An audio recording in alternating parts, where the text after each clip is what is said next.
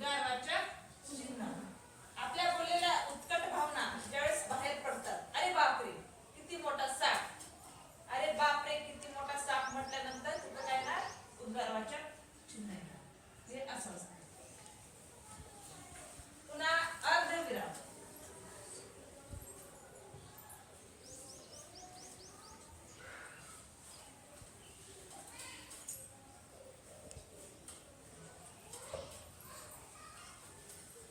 हे झालं अर्धविराम.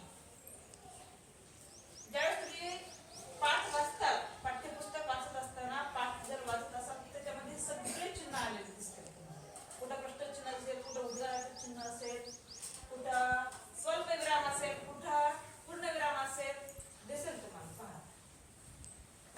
नंतर अपूर्ण विराम.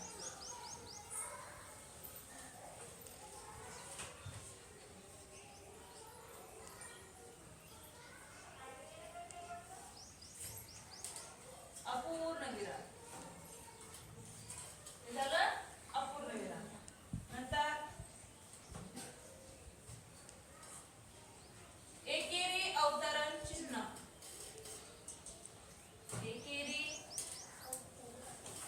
अवतरण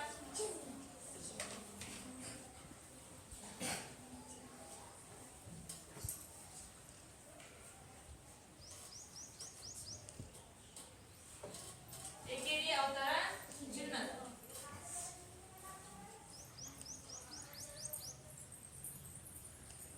यानंतर दुहेरी अवतरण चिन्ह.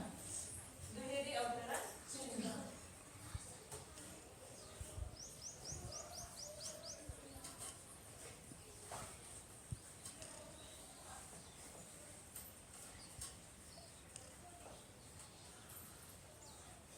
दुहेरी अवतरण चिन्ह.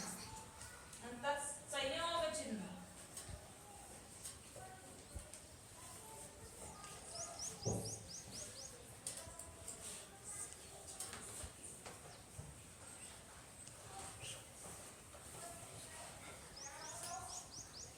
हे अशा प्रकारचे संयोग.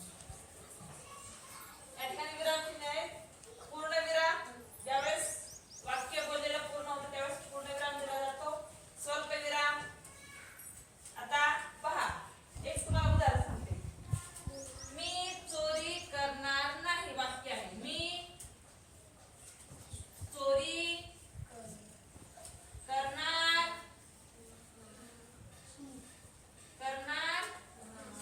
नाही. मी चोरी करणार नाही. केल्यास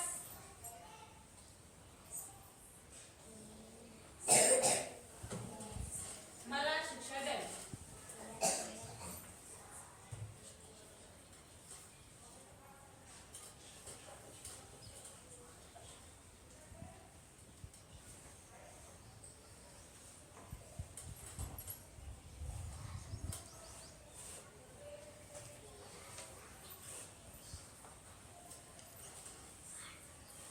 हे वाक्य आहे.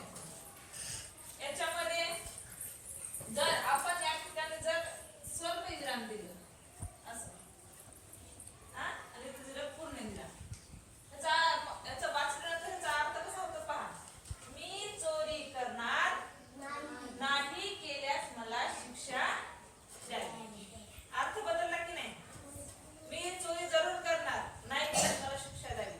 पण इथं जर स्वल्पविराम नसेल, इथं पूर्णविराम जर दिला मग कसं होईल. मी चोरी करणार नाही आणि केल्यास मला शिक्षा द्यावी. फरक पडते की नाही. इथं जर पामा दिल्यास मग मी चोरी करणार आणि जर नाही केली तर मग मला शिक्षा द्यावी. हे अशा प्रकारचे गमती जमती असतात. म्हणून हे आपले विरामचिन्ह अतिशय महत्वाचे आहेत. समजलं का सर्वांना. चला.